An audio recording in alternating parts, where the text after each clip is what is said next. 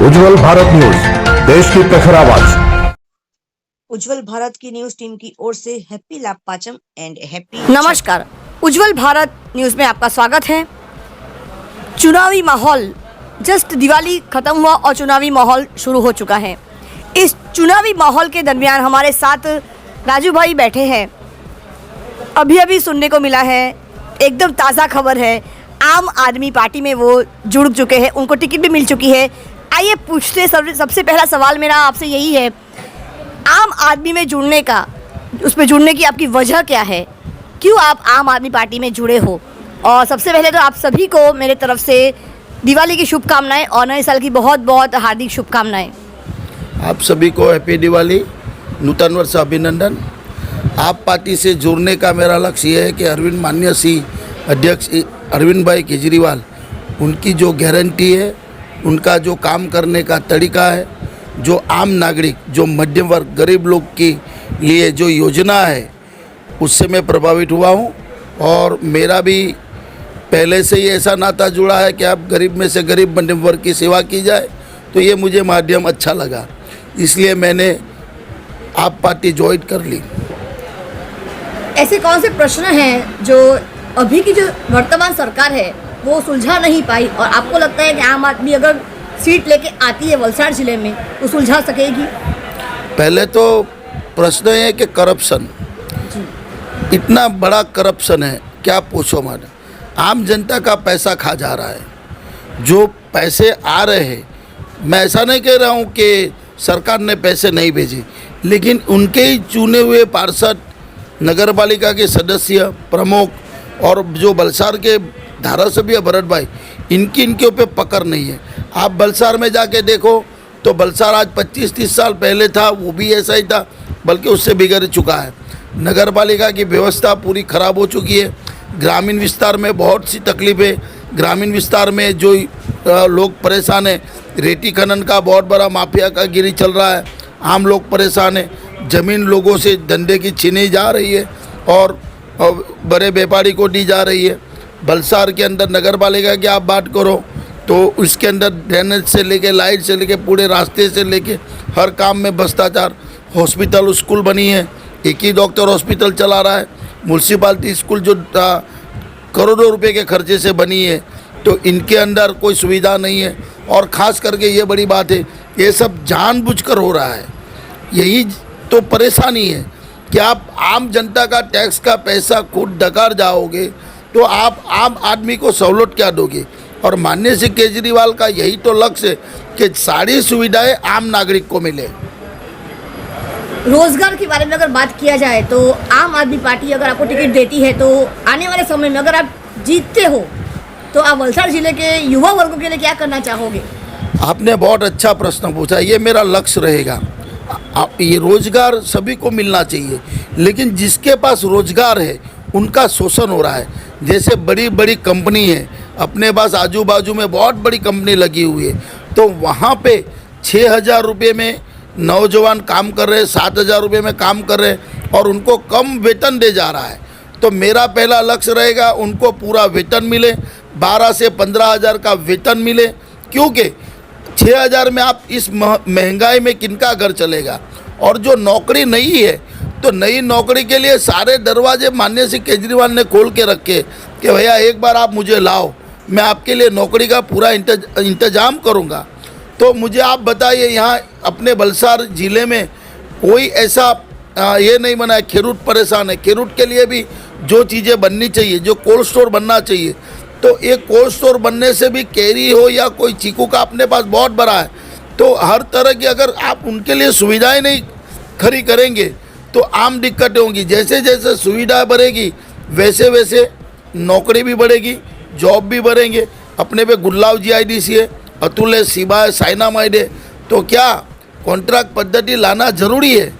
आप क्यों 6,000 7,000 रुपये में काम कराते हो? 6,000 में किनका? आप ध्यान से देखो, अगर आप उनके कॉन्ट्रैक्टर के पास चले जाएंगे तो उनका दस्तखत मतलब सही 12 से 15,000 रुपये लेते हैं और 6,000 रुपये का पगार देते हैं। तो मेरा पहला लक्ष्य रहेगा कि आम से छोटे आदमी और जो मजदूर है जो गरीब है, जो अपनी माँ बहनें जितने में काम कर रही है, उनको पूरा वेतन मिले, उनके लिए लड़ूंगा। और जो बहुत बड़ा पट्टा है मगोट डुंगरी से लेके डाटी ककवाड़ी तक, इसके अंदर भी जो लड़के लोग, जो नौजवान हैं, वो अपना 6 महीने की उनकी जो शिप में जाने की परीक्षाएं देते हैं, उसके अंदर उनका 2-2 लाख।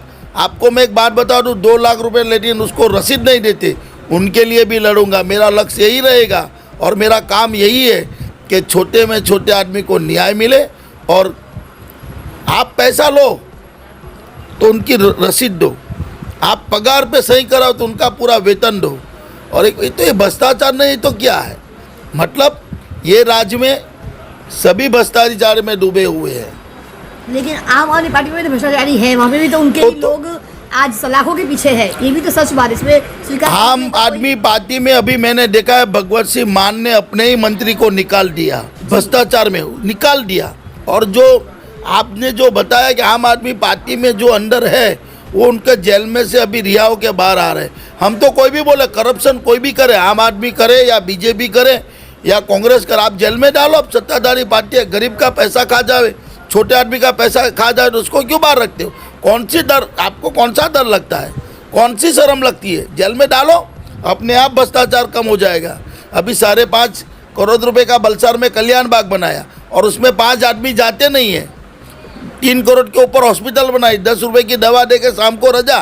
म्यूनसिपालिटी स्कूल 3 करोड़ के ऊपर बनाई है, उसमें पानी का नल नहीं है, बच्चे पढ़ नहीं रहे।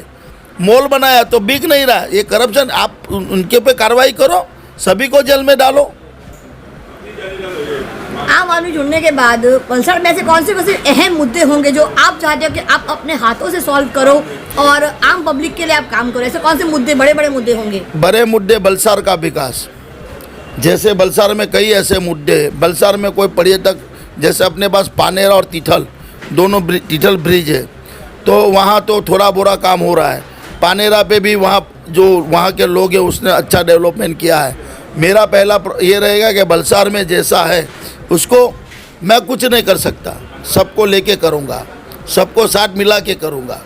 जो बलसार में ट्रैफिक से लेके, रास्ते से लेके, पानी से लेके, ड्रेनेज से लेके जो समस्या है, उसको पहला मेरा प्रायोरिटी रहेगी। मेरे को कुछ करने का नहीं है। सरकार इतना रुपया देती, इतनी ग्रांट देती, इतना पैसा देता है, तो आप जो पढ़े लिखे लोग हैं, मतलब जिस गांव में, जिस मोहल्ले में, बलसार में कई व्यापारी है छोटे मोटे, उनको साथ में लेकर चलो। आपको अगर एक रास्ता बनाने का है तो रास्ते पे आप बनाओ, लेकिन वहाँ पहले परेशानी क्या, वहाँ लोकल आदमी को पूछो कि भाई पहले यहाँ रास्ते बनाने से क्या करना चाहिए। उसको बड़ा करना चाहिए, पानी की लाइन डालो, ड्रेनेज की लाइन डालो, फिर रोड बनाओ। ये तो आज रास्ता बना है और कल खोदने चले जाते हैं, कल नगर पालिका चले जाते तो टिकेगा नहीं। आप देखो अभी भी रोड बना है तो इसके ऊपर सिलकोट नहीं लगा है। अभी एक बारिश गिरे तो पूरा सरकार का पैसा इसी में जाता है। इसलिए मेरी प्रायोरिटी पहले ये रहेगी, कोई भी काम करूँगा उसमें आम लोगों को, जिस मोहल्ले में, जिस गली में, जिस व्यापारी में, जिस रोड पे, वहाँ के लोगों को साथ में लेके काम करूँगा। एक सबसे अहम सवाल ये उठ के आता है आम आदमी जुड़ने के बाद, नशे की अगर बात करते हैं हम लोग, दिल्ली और पंजाब, आज युवा वर्ग नशे में धुत होते जा रहे हैं, तो क्या इस बात का आप क्या सोल्यूशन लेना चाहते हो? हमारे गुजरात के युवा वर्ग आज उस नशे के दिशा में नहीं पहुंचे हैं, अब तक फिलहाल बचे हैं, अभी वो सेफ है, तो लेकिन दिल्ली में हर घर में देखा जाता है कि नशा कर रहे हैं। पंजाब की तो बात ही छोड़ दो, 18 के बच्चे से छोटे बच्चे भी, जो टीनेजर है, वो भी नशा करते हैं। तो वहाँ पर आप क्या कहना चाहते हैं? उस मुद्दे को लेकर आप क्या बात करना चाहते हो? नशा कोई भी हो, सबसे बुरी चीज़ है और गलत चीज़ है। युवा धन को आज नहीं बचाओगे तो आप कब बचाओगे? अभी मैंने आप पेपर में, हर टीवी पे, चैनल पे लाखों टन ड्रग्स एक एयरपोर्ट पे पकड़ा गया है। इनके ऊपर क्या कार्यवाही हुई? गुजरात में पकड़ा गया है। पकड़ा गया है तभी तो कार्रवाई हुई। पकड़ा तो गया है ना, लेकिन पहुंचा नहीं गया है, पकड़ा गया है। लेकिन अगर पकड़ा नहीं जाता राजू भाई, अगर पकड़ा नहीं जाता तो कार्रवाई कैसे होती? पकड़ा तो गया है ना। लेकिन नाम किसी का आया ऐसा हमने सुना नहीं। जिनके ऊपर ये आया कहाँ से?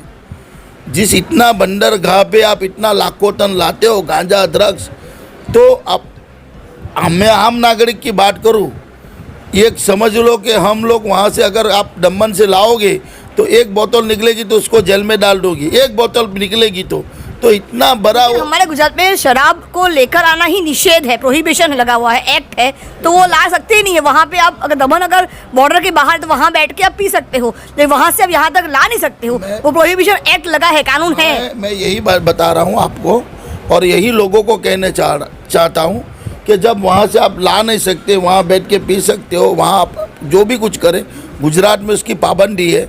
इतना बड़ा ड्रग्स, जैसे आपने बताया कि भाई वहाँ दूसरी जगह पे क्या हो रहा है, मैं अपने गुजरात की बात करूँगा तो यहाँ लॉ ऑर्डर है, यहाँ की कायदा कानून व्यवस्था है।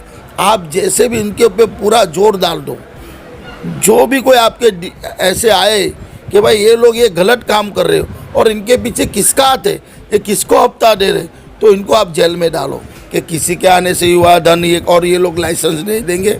गलत काम के लिए कोई सरकार ऐसा करती नहीं है, और करती है तो इनके लिए कोई भी जगह नहीं होती, किसी भी, ना किसी के घर में ना किसी के दिल में। गलत तो गलत कोई भी हो।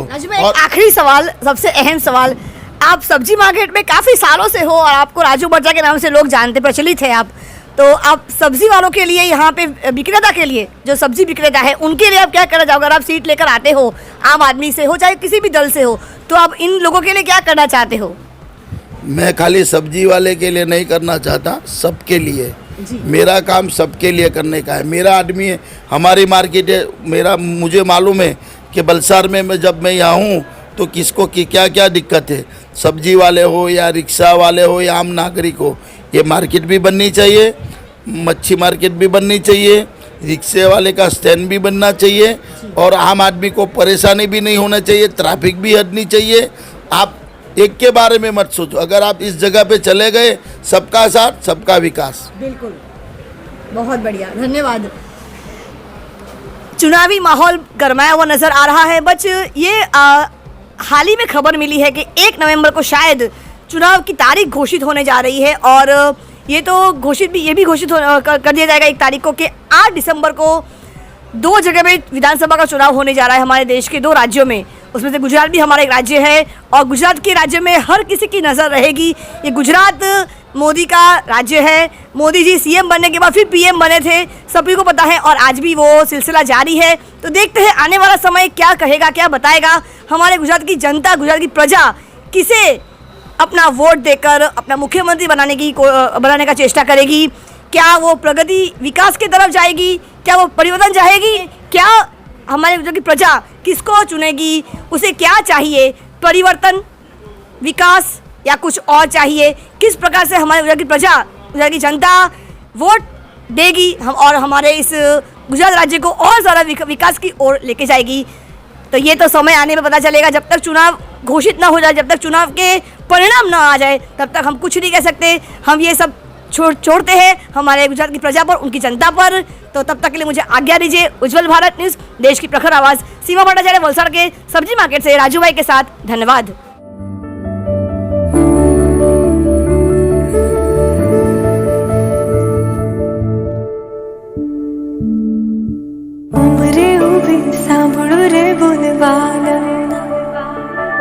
ઘરમાં સૂતી સાંભળો રે બોલવાના, ઉમરે ઊભી સાંભળો રે બોલવાના, ઘરમાં સૂતી સાંભળો રે બોલવાના, બોલવાના, ઉમરે ઊભી સાંભળો રે બોલવાના.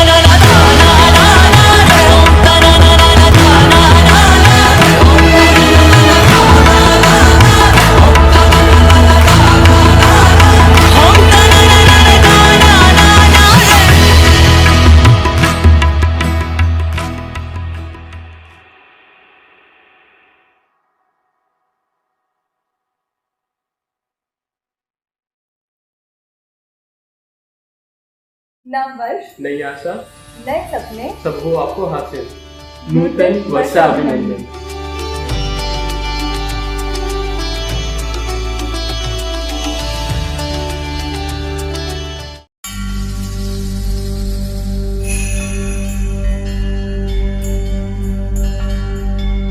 केसर तिलक लगाओ, जश्न दिवाली मनाओ,